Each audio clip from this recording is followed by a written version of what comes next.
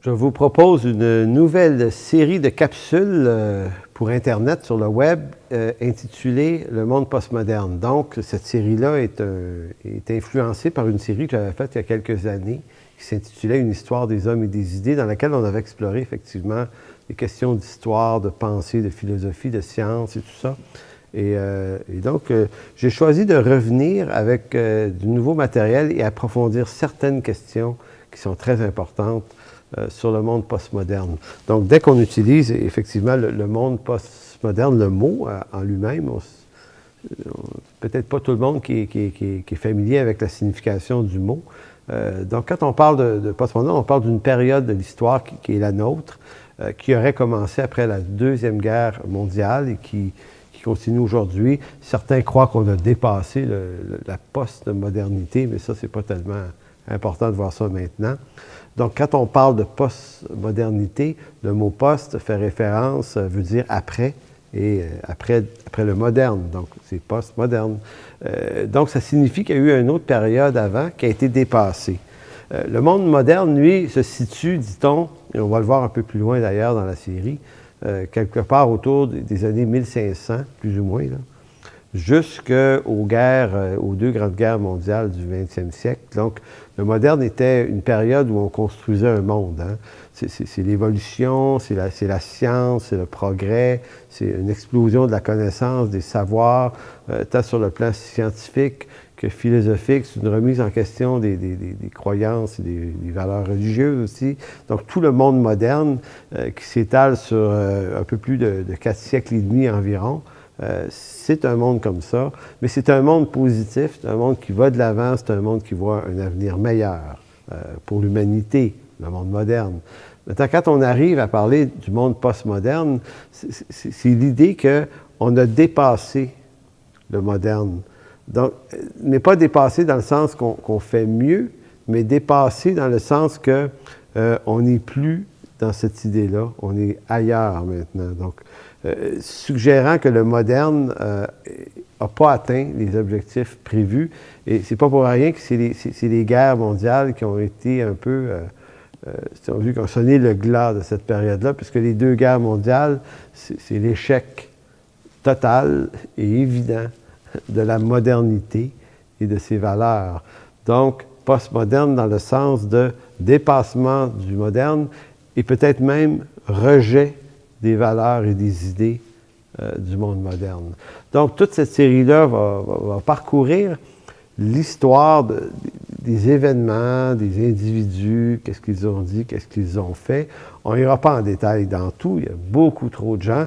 Évidemment, moi, c'est une perspective à la fois chrétienne, mais dans un cadre assez historique, puisque c'est ma formation d'historien qui m'amène toujours là, de toute façon. Donc, comprendre les années, les dates, et vraiment voir qui influence qui, parce qu'il suffit juste d'une nouvelle idée qui apparaît dans l'histoire comme ça, souvent des bonnes idées, des idées géniales qui sont communiquées, qui sont reprises et qui vont faire des petits, qui vont influencer des nouvelles classes de penseurs, des gens, des agisseurs sociaux qui eux-mêmes vont devenir des influenceurs pour des générations. Donc, c'est un monde qui déboule l'histoire toujours. Et on peut dire qu'à partir du 15e siècle, il y a vraiment, mais vraiment un virage important qui s'opère et qui fait tourner le monde, si on veut, du monde médiéval qui était là avant et qui fait rentrer le monde dans le monde moderne. Une grande question dont il va être question dans cette série, c'est également la question de la perspective chrétienne. Comme chrétiens, on est qui, nous, dans un tel monde? Est-ce que l'Église, elle, peut être postmoderne, donc c'est-à-dire agencée ou ajustée aux valeurs du monde postmoderne? Ou est-ce qu'elle doit plutôt résister aux valeurs du monde postmoderne? C'est des grandes questions parce que si on ne réfléchit pas à la chose, on peut faire des erreurs assez importantes de jugement sur comment on rejoint ce monde, comment on lui parle, qu'est-ce qu'on lui dit, c'est quoi notre discours, comment l'Évangile s'incarne à travers nos vies et rejoint des gens du monde postmoderne. Parce qu'il faut-il le savoir, l'Évangile a rejoint des millions de personnes dans les autres sortes de période historique. Donc, le monde moderne, le christianisme, a été très important, et dans les autres générations aussi, ou les autres périodes historiques. Donc, souvent, on peut avoir l'impression que dans le monde dans lequel on est, c'est très complexe d'amener l'Évangile. Évidemment, le monde postmoderne rejette en bonne partie les valeurs du christianisme, le rejette complètement, rejette l'idée même de Dieu. Donc, vous voyez que on trouve moins notre place dans ce monde-là. Donc, comment on entre en communication? Puis, peut-être une chose importante à dire, l'Église n'a pas à être postmoderne et n'a pas à être anti-postmoderne contre ces valeurs-là. L'Église, elle est de tous les âges, de toute langue, de tout peuple, de toute façon. Ce qui est fort dans le christianisme, qui est peut-être intéressant que beaucoup de religions autres n'ont pas, c'est que la parole de Dieu, l'Évangile, n'impose pas de code vestimentaire ou de code alimentaire ou de quelques codes qui rendraient le christianisme si visible que ça. Évidemment, il y a des bâtiments, il y a des lieux, il y a des pratiques qui s'observent, mais un chrétien, c'est quelqu'un qui peut vivre n'importe où, n'importe quand, sur la planète Terre et dans toutes les sortes de peuples, les sortes de langues. La parole de Dieu existe dans des milliers de langues et de dialectes, et on n'a pas besoin de la lire en grec ou en hébreu pour dire qu'on l'a vraiment lu. C'est intéressant. Et les chrétiens peuvent manger de tout, qui se vend au marché, sans aucun problème aussi. Il n'y a pas de tenue vestimentaire. Donc encore là, ça fait que le christianisme est probablement la croyance qui est la mieux ajustée pour rejoindre les hommes qui vivent dans le monde postmoderne. Et ça, c'est extrêmement intéressant à voir. Entrons un peu dans les significations du monde postmoderne. Qu'est-ce qu'on veut dire lorsqu'on dit qu'on est dans le monde postmoderne? Donc, la postmodernité est l'éclatement des références temporelles et locales. Quand les prémodernes, donc ceux avant le moderne, se reposaient sur la tradition et les modernes, eux, sur l'avenir, les postmodernes auraient les pieds dans le vide. À la différence de la modernité, la postmodernité ne rattache plus l'idée de progrès à un sens synthétique qui le justifie. Le passé, où les autorités ont été défaillantes dans leurs tâches, elles ne rallient guère, tandis que l'avenir ne réserve plus autant de promesses. On est donc dans la période du no future, les punks disaient ça dans les années 70. Donc, dans la mesure où il est totalement incertain, vu l'évolution exponentielle de l'œuvre humaine. Donc, ce que ce court article mentionne sur le monde postmoderne, puis c'est intéressant, c'est que vous avez les prémodernes, donc les gens du Moyen Âge, et on retourne loin dans l'Antiquité, prémodernes, vous avez les modernes et les postmodernes. Donc, les prémodernes, eux, voyaient le passé comme étant quelque chose de sûr. Donc, pendant longtemps, on aimait ce qui s'était fait avant, ça avait fonctionné, c'était crédible, notamment sur la question des penseurs, des philosophes. Et ça, c'est extrêmement important de retenir cette idée-là que je vous dis maintenant, parce que ça va nous expliquer pourquoi l'Église, notamment catholique, mais même les autres clergés protestants qui se sont ajoutés, adhéraient à la thèse du géocentrisme. Pourquoi ils y tenaient tant, même si ce n'était pas démontrable tout à fait, c'est parce que c'était des prémodernes, ces gens-là. Puis les prémodernes craignent la nouveauté. Un prémoderne, ça aime la certitude du passé, des idées qui ont déjà été admises, prémodernes.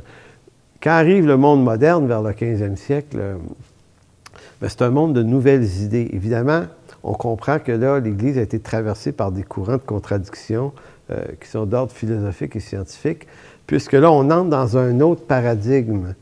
Les modernes, eux autres, ils réfléchissent en fonction que peut-être que le passé se trompe finalement. C'est pas parce que des grands personnages, des grands philosophes, que ce soit des Socrates, des Platons ou d'autres, ont dit des choses extraordinairement intelligentes, ça ne veut pas dire qu'ils avaient raison. Donc, les modernes remettent en question le passé.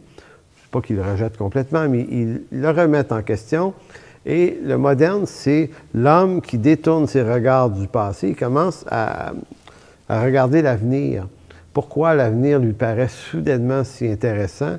C'est que le monde moderne, c'est un monde d'invention, de création d'objets.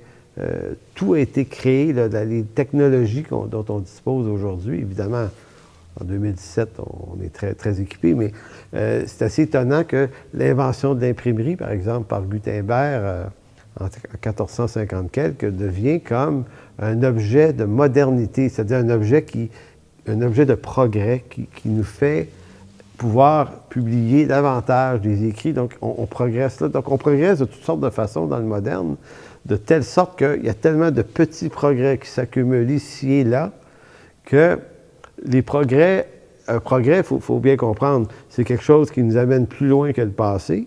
On a progressé, mais qui a une odeur d'un futur meilleur. Si le progrès continue à progresser, cette invention-là, ça veut dire que demain, et plus tard, et dans des années, on va faire encore mieux. Donc, c'est comme si l'homme croit au présent et au futur, et les hommes dans le moderne commencent à se dire, dans l'avenir, ça va aller mieux dans le monde. On va régler toutes sortes de problèmes parce que maintenant, on évolue, on progresse. Donc, ce n'est pas pour rien non plus que la doctrine de l'évolution, par exemple, de Darwin, que Darwin n'a pas vraiment inventé, mais qui a vraiment quand même mis au monde de façon assez solide en 1859, une doctrine de l'évolution n'aurait pas pu être présentée dans le monde des prémodernes vraiment. Elle n'aurait pas pu avoir beaucoup d'impact, mais chez les modernes qui croient en l'avenir puis qui croient au progrès, évolution, bref, tout ça, ça va ensemble, ça rentre philosophiquement dans la pensée des postmodernes, des modernes. Et pour terminer, si le moderne a promis beaucoup, énormément de choses pour le futur, très intéressantes, c'est que n'ayant pas livré ses promesses, puisque toutes les inventions, les technologies, les innovations qui ont été créées par les modernes, qui promettaient un monde meilleur, se sont avérées être des armes de destruction massive dans certains cas, de toutes les manières possibles, que ce soit à travers la chimie, à travers la science, à travers les armes, à travers l'aviation. En bref, tout ce que l'homme a créé d'intéressant, de progressant, est devenu, se sont traduites, dans bien des cas, en armes destructives, des armes de guerre.